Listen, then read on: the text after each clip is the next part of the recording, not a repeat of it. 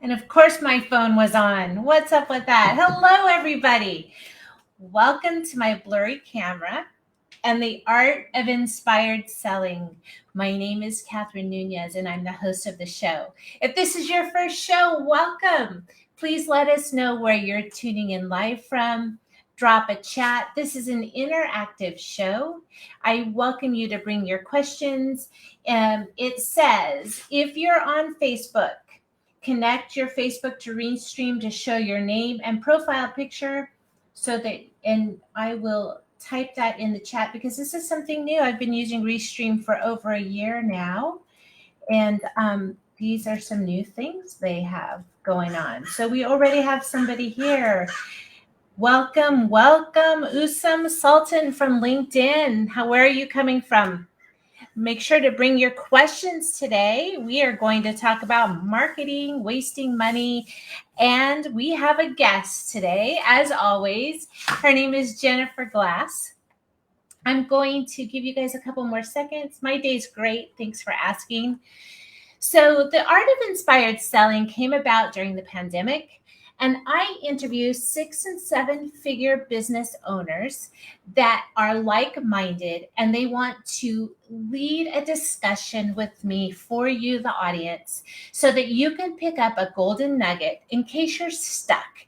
If you don't know where to turn, I want to bring these subject matter experts online to give you information so that you don't just survive, you thrive, which is the whole tagline of the show. It's a longer format show. We're going to be interactive. My guest is going to take you through a teachable moment.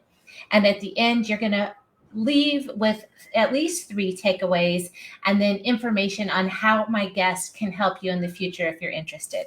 So today we're going to welcome Jennifer Glass. She's the CEO of Business Growth Strategies International, the only company to offer growth coaching along with smart payment processing solutions, marketing plus web hosting, and design solutions designed to increase a company's bottom line. Jennifer is a business growth expert who works with small to medium-sized businesses to help them find money they are leaving on the table. She is also the author of multiple works, including her It's the Bottom Line That Matters series. So without further ado, I'm going to bring Jennifer on the show. In my blurry camera, what the hell's going on today? Hi! Hello, Catherine. Tech gremlins are always incredible. They seem to strike at the best times. Right, and I always say to my guests, like, I have no media training, right? So I need to make a little box on my floor where I don't move. Then my camera can keep up with me, but I tend to like walk around and move all over the place. So welcome so much to the show. And I will continue to moderate the chat. You guys, please show me or drop any questions that you have, and we will bring them to Jennifer, the expert, the business coach. So where are you coming from, Jennifer, today? I am in New Jersey. I'm that Jersey chick loving the Jersey weather right now. We need a little more sunlight. We got to pass a rule about that. Along with it, let's not change time zones. Let's just make sure that like the light has to stay with it. So Jennifer, as a guest of the art of inspired selling, and you guys, that name came about because I want my word and my why is to inspire everyone to be the best version of themselves. And with that word inspiration, the art of inspired selling is let's give you something to inspire you to go sell something, right? To get better at business. So what inspires you, Jennifer, to get up every day? How long have you been an entrepreneur? I've been an entrepreneur now for 18 years. Wow, that's a long time. It is. And, not to date myself, but yes. And what makes me do what I do is because I want to help the small business community, because as our businesses grow, our communities grow, our nations grow, we all get stronger, we get better think about it from this perspective. When you're a small business, or rather a nonprofit organization, or anyone dealing with donations, and you are a small business owner, they're all coming to you. They're asking you, can you donate something? Well, these organizations need their donations because they're trying to do what they're doing to help everybody else. And these small businesses may or may not have the money, the goods, whatever it is to donate. So as we look at where small businesses go, the more that they get better, our communities get better, our nations get better. And that's what I do, why I do what I do.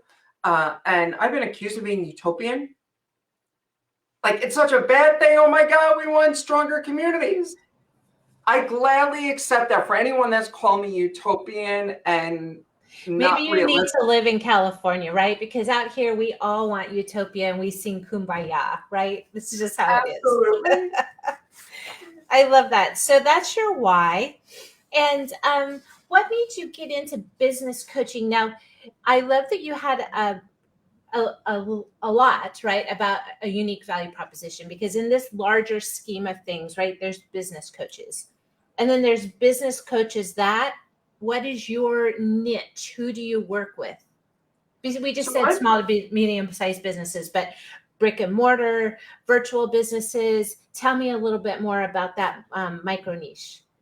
Absolutely. So I typically work with the retail businesses, B2B businesses, and professional services, Okay. along with e-commerce and nonprofit businesses. Those are the primary people that I work with. But that doesn't mean that there's not people outside of that, because obviously, in a niche, sometimes there are people that are related that still makes sense in terms of where I want to focus, or connected to other organizations. And this, by the way, for everyone listening, is a major ninja hack that you really want to pay attention to and write this down, especially if you're working with any nonprofit organizations. Get to know their board, because the nonprofit organizations are made up of people that are volunteering their times or invested in the organization, and they've got their own businesses. If you're looking at having a relationship and reaching more people, nonprofit organizations are an incredible way for you to meet the people that are actually going to be those decision makers in your business. Oh, that is a great hack. I'm on a board and I'm working for a nonprofit as well. So I 100% resonate with that suggestion. They can touch a lot of people, right? They really can.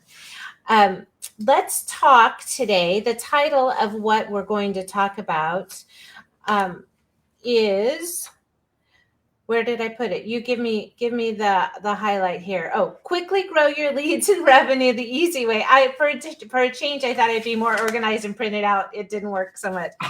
So let's talk about, everybody wants leads. Everybody wants leads. It's so interesting. So quickly grow your leads and revenue the easy way. So let's talk about, there's simple and there's easy. But let's talk about those three outcomes that we're going to deliver to the audience. What's the first one that you're going to talk about? So the first one that I'm going to be talking about is how you can magnetically attract people to want to give you money, and how to create relationships, which is kind of going hand in hand in terms of what we're looking at. But one thing I do have to preface is that this is not a get-rich-quick scheme. No, I don't have to work, as all of you understand out there in the real world. It's really all about creating the relationships and having the right market dominating position that is going to make you stand out from the rest of the crowd, right? Here's the problem that just about every small business owner that I speak with has as a problem, or they don't even realize it's a problem. What are your customers? Blinders, right? Right. What are your customers comparing you against to everybody else? Are you doing the old Walmart model? I'm going to have the lowest price. I bet most of you out there are looking at the price as the thing that differentiates you from your competition. Now, here's the thing. To have people magnetically attracted to you and wanting to give you money, is not going to be the same thing as the lowest price, because people look at what the perceived value is of what it is that you're offering them. Right? Let's talk a little bit more about perceived value, right? Define that for us. Absolutely. So perceived value is how much do I think this particular item or service or product is worth? Think about this for a second. Last year at this time, when you went to the supermarket and you bought, let's say, a pound of bacon, you were paying about 40% less for the same pack of bacon that you just bought. The meat, the dairy, whatever it is, we've all been paying more. But the perceived value is still stuck in our head. Wait a second, I was paying $3 last year. You're asking me to do $5 now. That's not a good deal because I'm still used to $3, right? Again, going back to the Walmart model, I'm going to give you the lowest price. Perceived value is how much is a consumer going to think your product or service is actually worth. If what you're telling me is, well, I'm going to be giving you this, and that, and it's going to be $200 for the program, but someone else is giving it to me for $100, all of a sudden the perceived value is lower because it's not worth it. So when we're talking about perceived value, when we're talking about price, by the way, consumers are willing to pay 4 times the price if they see the perceived value is at least 2 times higher. Ooh, let's say that again slower so I can type it in the chat. So it's here. So customers are willing to pay 4 times as much if they have a perceived value of 2 times what the price is.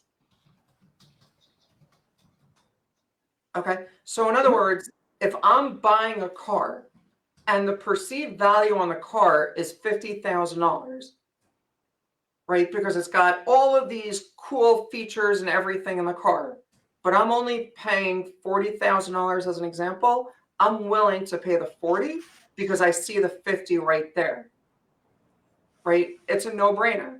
It's 20% more or 25% more rather than how much they're actually paying.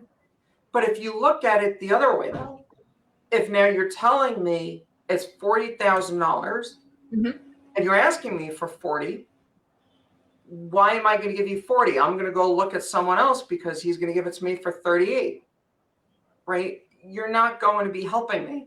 So one of the things you want to make sure that you are clear about is what are you doing to differentiate your value, right? The perceived value. Stop offering price as the only thing that you're competing on. Yes, you'll lose. Right. You're absolutely going to lose. Think about this for a second. And I don't want to kind of jeopardize or monopolize rather the time. But it's all about you, girlfriend. This is about your value delivering to the audience. So 100%. So think about it from this perspective. If you're going out and, oh gosh, I just lost my train of thought. Perceived value, customer perceived value over just selling on price. Right. So if you're going to be going out and you're going to be selling the price alone, how do you differentiate yourself? Here's where you start creating commoditized service, right? Oranges, right? Apples to oranges comparison. One of the things, Catherine, when she was reading my bio to you, and she said, I'm the only company that offers all of these different pieces. And she called it out even earlier. There's so many business coaches out there, but how many business coaches are actually doing all of these other pieces? How many business coaches are making sure that when it comes down to you not leaving money on the table, that are out there and that have this breadth of services that they're offering? Because it makes a difference when you're comparing business coach A, business coach B, and me, all of a sudden it's not the same. All things being equal is not equal. And so whatever my prices are for the investment to work with me as a coach or in any of my other business areas, it's not the same thing because you're not looking at it in the same light. Take whatever business you have. If you're selling a widget, but your widget goes into a specific piece, and let me actually give you a better example, let's look at a home builder, right? I'll actually use a real example here. Mm-hmm. You have a home builder who is going out and saying, I'm giving you the jacks for the phone and the internet built into the wall. Okay. New construction, that's helpful because we've got so many devices. I may need the jacks that I can plug in routers and what have you all over the house.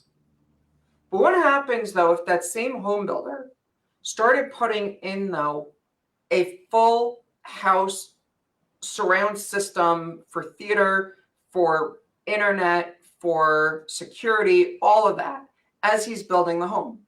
Because he's building the home and he's working with a third party to help him add all of these other pieces in, he's paying pennies on the dollar because the labor is already there. He's building the home.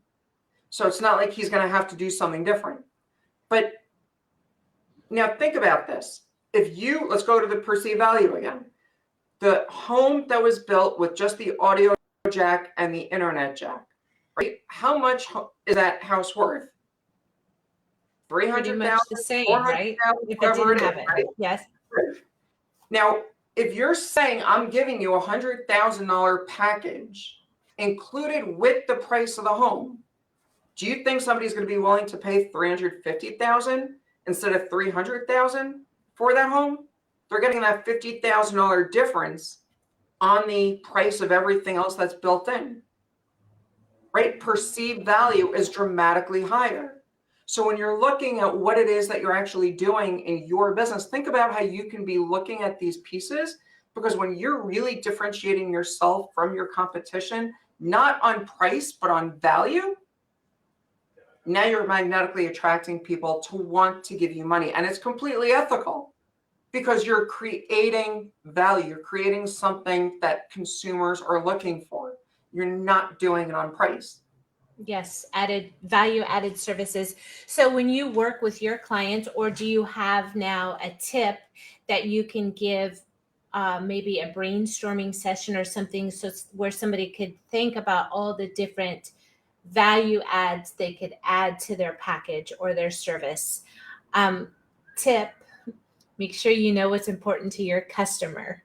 Don't just brainstorm these things because you're sitting in your glass house. Make sure you're asking your customers about what they perceive as value, right? It's not you as the owner that's actually the person that's determining all of this. Do you agree with that, Jennifer? 1,000%. If you don't know what your consumers want, there's absolutely no way that you are going to find the answer. I tell my clients all the time, especially I'm working with one startup right now, and she came to me, she needed help figuring out how to get funding for her business. And I said, before we even go down the funding path, we have to know whether or not it's actually a viable opportunity, because you don't want to go about incorporating and getting investors or angel investors or whatever it may be, lines of credit. It's not going to work if the market is not going to cover what it is that you're trying to offer. And so you really want to know exactly what it is that your consumers are looking for before you go out, but constantly be asking your consumers, right? How would you do that? Would you say, getting on the phone with them, standing outside of Walmart with a questionnaire? Like, what are some creative ways, if you're newer or if you're really looking to differentiate a commoditized service, what are some great ways to have that dialogue with your customers or potential customers?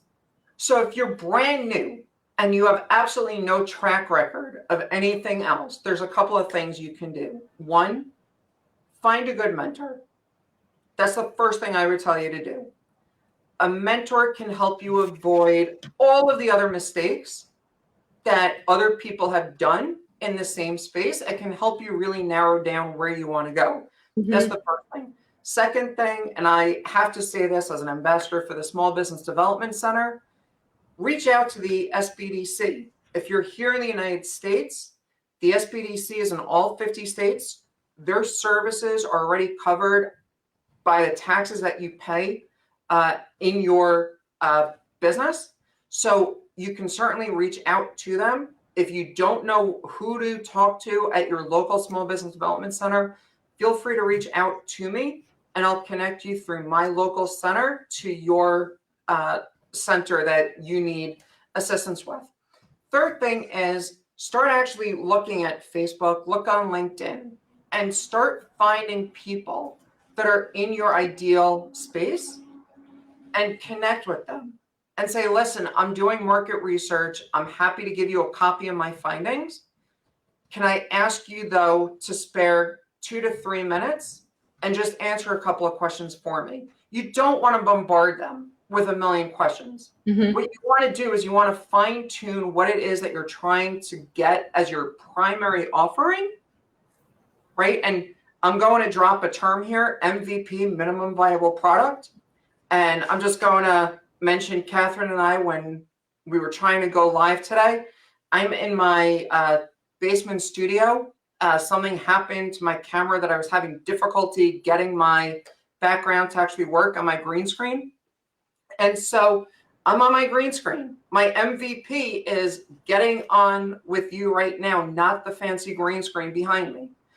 When you're thinking about what it is that you want to do with these people, think the same MVP. What do you absolutely need to get from them that you're going to know where the next step is going to be, right? That's where you want to start differentiating yourself. Find out what is it that you can do that is going to make a difference, that a problem is not being addressed in the market, because some of those people may then say, you know what, Johnny, Janie, I want to work with you because nobody else is actually addressing that problem. And you hit it right on the head, right? As Mr. Wonderful or the other sharks on Shark Tank always say, build a better mousetrap and you're going to get people to actually find you.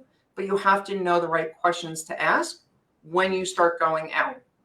And I think another valuable tip is to not overthink it, but get started with one thing.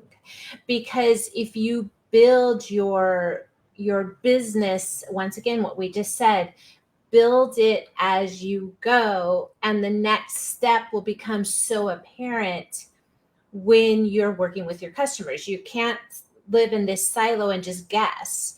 You actually have to get in the trenches and start working with them and listen to them. And I have my own case study for that. I first started my business, right, with rewriting LinkedIn profiles. So I was with messaging and personal branding, and I'm making all of these beautiful profiles, and then the market saying, now what do I do? Right now, what do I do?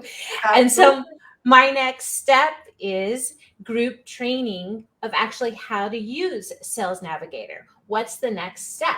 How can I reach more people with my expertise? That would be in a group setting. But until I got in the trenches and started turning out all of these LinkedIn profiles and finding out what people needed, I could have just been a guess, of what they needed next. But the market led me to every single person said, that's great. Now what? What do we do next together?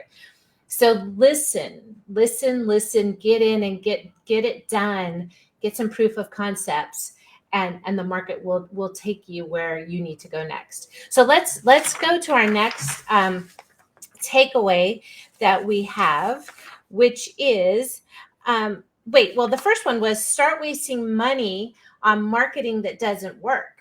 So give us some examples of marketing that doesn't work. Absolutely. So I have a list, but let's have yours. We all do. I mean, right. I am bombarded on a regular basis. I mean, I look at my email right now, I'm probably going to have between 10 to 15 companies reaching out to me between LinkedIn and my business email, reaching out to me to do lead generation for me or appointment setting. Oh yeah, for sure. It's nonstop. It is totally nonstop, and they're relentless because nothing you do is going to change. Well, yeah, we want to work with you. Guess what? It's nice that these companies are reaching out to you and they're finding me, but they're not my market that I even want to speak with. So who cares that they're finding me? But here's a couple of things that we all know. One, some Facebook or other online market guru has said, you got to advertise here. Well, one thing that you really want to remember, the fastest way to lose a fortune is to do it wrong. I like that. If you're marketing on Facebook and you don't have a clue what you're doing, your message isn't right, the landing page isn't right, the campaign doesn't actually make sense, you're going to lose your shirt, right? That's the first thing. Second thing, stop spending money on mailings and things along those lines just because somebody said that's the way to do it. Again, if it makes sense and the campaign is right, the copy is right, the call to action is right, things along those lines, it's going to help you convert. If not, you're wasting money. There's so many programs out there, no matter what you look at, that somebody is advertising. As you scroll through your Facebook news feed, you see, at least for me, I don't know about you, but I know for me, I see so many programs promising me so much in terms of what I'm going to get just by using their program. And the truth is that some of these people don't even know exactly what they're doing themselves in terms of where they're going. And so the fastest way, like I said, to lose a fortune is to do it wrong. What you want to do is you want to start paying attention to what can you do that is not going to cost you significant amounts of money in terms of getting your message out there. Here's a really great one: joint ventures and strategic partnerships. I want you to think about that for a second. A joint venture is somebody that you're working with that is talking to the same person you want to be doing business with as well. That's a really big one.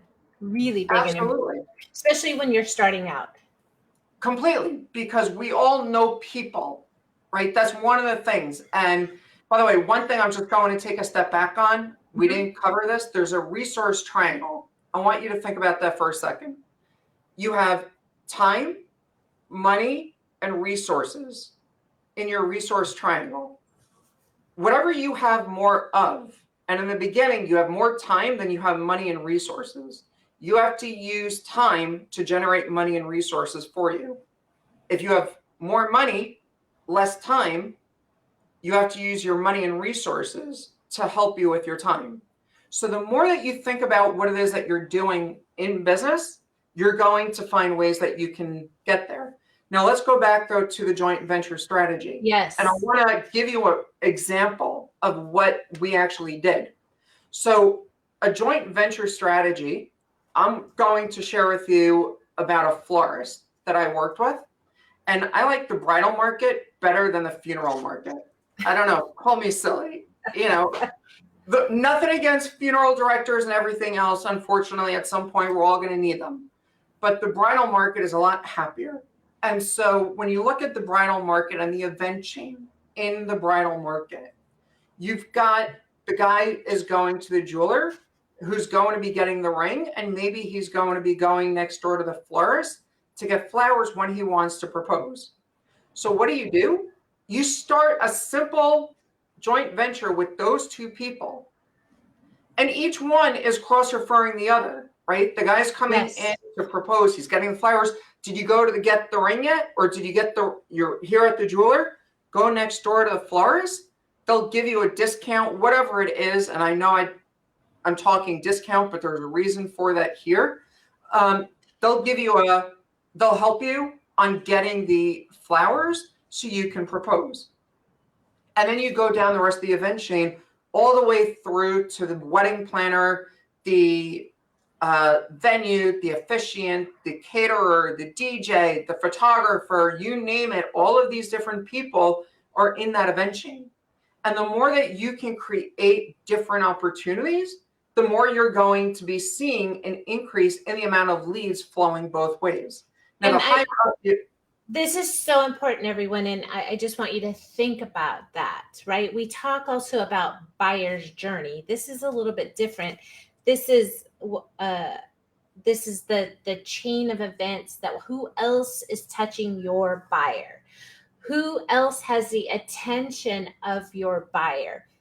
Set a timer, right? 10 minutes. Think about as soon as they're aware, right? With some sort of intent, what else are they going to do along that buyer's journey that you can tap into? Really, really important. We were just talking about that in an event I was at HeraHub. Really important to understand who else is touching your buyer. Great tip. Absolutely. And the higher up the event chain you are, you can potentially either charge and get a referral fee for everybody down the line, or everybody is equal in terms of the process. Now, here's the other thing that we did to really make it super easy in the market. We gave out a trusted vendor list on a piece of paper. Now, I want, especially all of you ladies out there, I want you to think back, especially if you did go through a wedding of your own. How many times were you trying to figure out all of the different vendors that you may have needed to speak with in terms of the process, right? You had to find the caterer, and you had to look at all these halls, and you had to find the officiant and the band and all of the other things, right? If you know these are the trusted vendors, how much is that list worth in terms of your sanity? Can it make you less of a bridezilla as you're moving forward?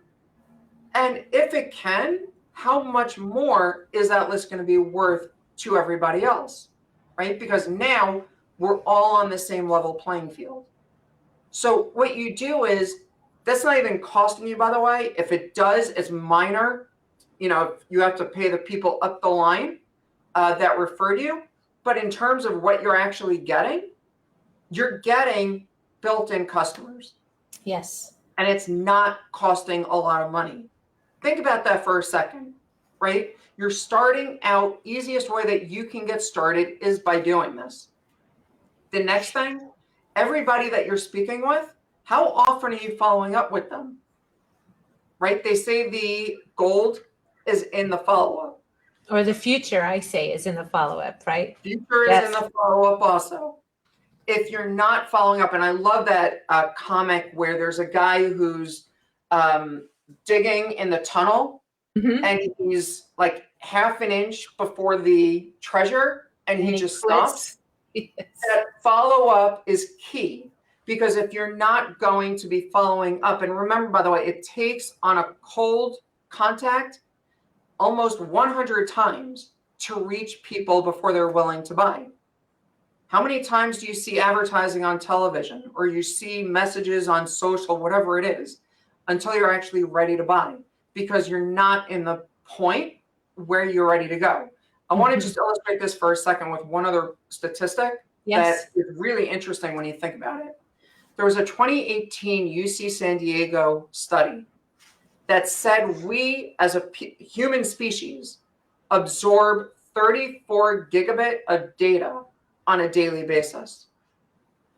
I don't know about you, but I know my phone, my phone happens to hold 128 gig of space. Most phones are 64, right?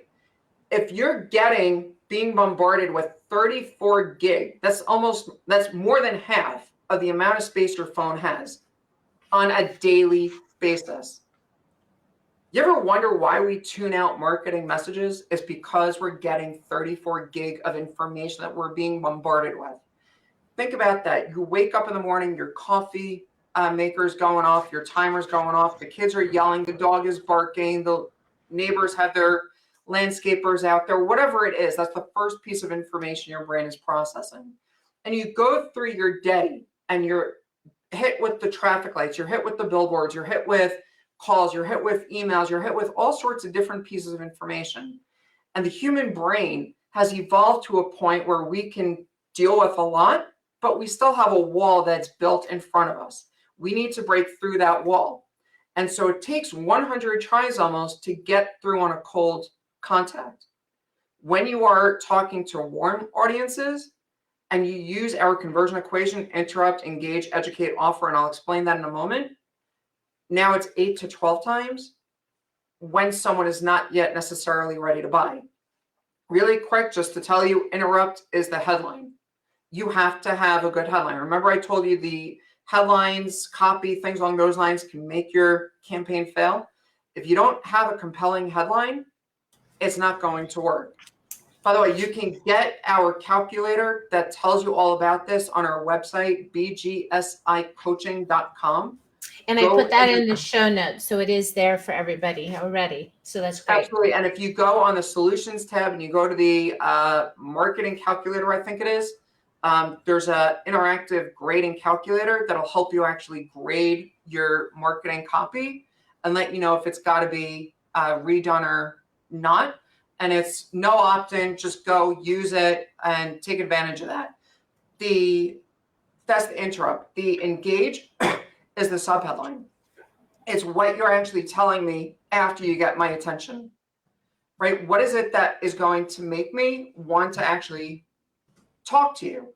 The educate is telling me about your product, and the offer is the offer. If you don't follow that conversion equation that we call it, your messaging is going to fail. And so all of that goes into the other pieces where we are. So think about where you're going, and now you're going to stop wasting money on marketing. That doesn't work. That was a lot.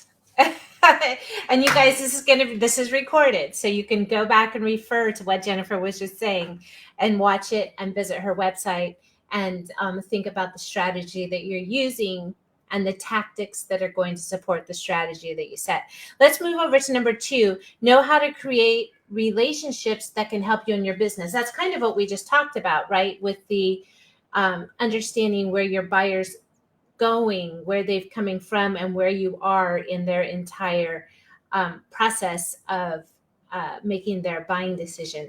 You're frozen. I'm hoping you're going to come back in a second. If not, I'll just keep talking until you are unfrozen. The third thing that we're going to talk about is know how to ethically, magnetically attract customers to you and your business. So with that, I'm going to jump in and wait for Jennifer to come back.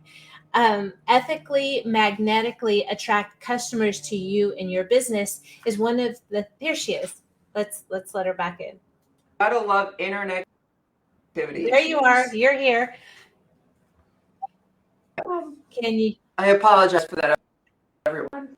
That's okay. We can hear you. So I was just saying, let's move to number 3. Know how to ethically, magnetically attract customers to you and your business. We discussed that earlier. The right value is going to be driving people to want to you. Okay. And we just talked about a way to create more value. One of those was that list that you could make, right? How valuable is that to your customer if you could hand them a vetted list of people that you had conversations with, you've worked with before, you know, you can give a testimonial as well. That's really valuable to people. So that is a value add for sure. And that's a great idea. So any other tips before we wrap the show, Jennifer? We went through stop wasting money on marketing that doesn't work. Know how to create relationships that can help you in your business, right? Were you referring to the potential referral partners or the other people? Joint ventures, strategic partnerships. Yep. And then how to ethically, magnetically, I love those words, so I keep saying them over and over again, attract customers to you and your business.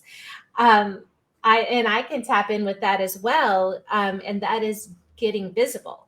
Getting visible, having a visibility strategy would also help with attracting your target market, as long as you're giving information that meets their problem, the problem that you're solving in your business.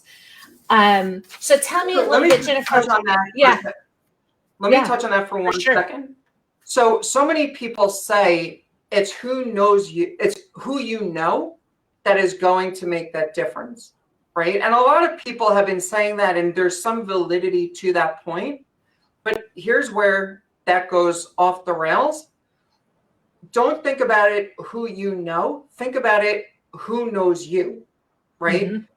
Going on other people's programs, like right now, I'm on Catherine's program. We both cross-promoted the program that I'm doing right now with you. I am now reaching you because Catherine knows me. Think about that, how that can work for you, because the more people that know you, the more they're going to be reaching out to you, both for strategic partnerships, opportunities, all things along those lines, because there's a limit to how much time you have to be going out and finding people. It's about how people know you and how you can help. And again, by the way, it's all about offering value, right? If you're not going to offer value, please don't try this. But if you are offering value and people are seeing that and they come in, they are going to know you before you know them. And that's how you're going to reach an even broader scope of people that may be interested in working with you, especially when it is your target audience. Yes, you've heard of OPM. We're talking about OPA, right? Other people's audiences. Or OPP, So leverage or people's platforms, yes. other people's platforms. Yes, yes. It's not even taking advantage of it. It's somebody just mentioned this to me where we're not even talking about imposter syndrome because you're there to make it about the audience. You're making it about the person, the problem that you're solving, the help. So how many people can you get in front of to solve problems? It's don't I have noise in the background, so I'm gonna go. But take that pressure off of yourself and put it on how am I serving? How can I serve people? What can I do to make their life better today and help move them forward where they're not just surviving, they're thriving in this world. And that could be you need a business coach like Jennifer or someone on her team that can help you move that needle forward. So Jennifer, tell me about what you're doing. Are you speaking anymore this week or this month? Are you going anywhere fun for the holidays? What's going on with you personally this month? So I'm actually doing a program tomorrow. I'm doing a business boot camp for people that improving situation is doing a deeper dive in terms of some of these areas about doing more of the different strategies that are available as you look at where you go, including one of the best ones, hiring, right? Labor shortages out there all over the place. I hear it constantly from people. I'm just going to share with you really quick. We spoke about a market dominating position. Think about what really separates you from the other people as it relates to your people that you're looking to engage and hire. That's going to have a major effect on you. What I'm doing for the holidays, I'm going to have fun with my son as my daughter is overseas for the year. But it's going to be an interesting time. How about yourself? I'm on mute. Sorry, the I'm trash is here. sorry. No, I am taking off to Paris by myself. I decided that I was Ooh. tired. I was, my heart's in Paris and I'm torn between France and Mexico, which is a long story. But I'm taking off by myself. My boys have things to do. And so I'm catching a plane out of San Francisco and I'm 6 days in Paris. And I'm doing a live show from there. So it's really, I'm going to try to find a great backdrop because it'll be late at night, right? It'll be 8 o'clock at night when my show normally is. How cool would it be if I could find someplace fun with the Eiffel Tower in the background or the Louvre or something fun? So stay tuned, you guys, and you'll have to watch that episode where my guest is actually in New Zealand. I'll be in Paris and we're broadcasting primarily in the US. So that'll be a time zone interesting segment. Let's hope for the no techie issues there. Let's see what we can find. But I don't have any plans for Christmas yet. We were just talking about maybe coming up your way. My son's grandma lives out in the Hamptons, so we were thinking about going out to Montauk. We'll see. We'll see what's going to happen. Yes. Cold though. I'm a San Diego girl. You see, I have no sleeves on. That's how it is. All right, you guys, I'm going to wrap the show. Jennifer, thank you so much for coming on and for delivering that information. You guys, those are great. If you just did what we talked about today, just those things, you would have success. You can't just think of them. You actually have to implement them, right? Done is better than perfect. Move the needle forward. We are after action takers, and action takers are the ones that are going to dominate the 2022, right? Taking action is important. But Jennifer's contact information is in the show notes. We met on LinkedIn. I put her Instagram. She's done a very nice job branding herself. All of her social media handles are the same. High five to that one. And which is important, you guys. If people want to find you, make sure you try to use the same social media handle across all of your platforms. Another tip today. But you can find her. You can hit her website. And thank you so much, Jennifer. Any parting notes that you want to leave the audience? And we have a viewer from Twitch. I just want to say hi because that's a platform that I play with, tends to be a younger audience. But thank you so much for joining in and watching the show today. So tell me, any parting thoughts today? Absolutely, Catherine, and thank you so much for having me. As Zig Ziglar said, you don't have to be great to, you don't have to be great to start, but you have to start to be great. Think about I love that. Get started, like Catherine was saying, get moving, do it. And as one quote that I'll throw out, Wayne Gretzky says, you miss 100% of the take. Start taking shots, start out there, and here's to your success. Okay, you guys, thank you so much. I'll be back next week for the next show of The Art of Inspired Selling. Share the show with anybody you think that this could benefit. And make sure to subscribe to my email list so that you ahead of time know who's going to be on the show and what value they're delivering in the next episode. So take care. Jennifer, stay on the show. I'm going to end it. Thanks, you guys.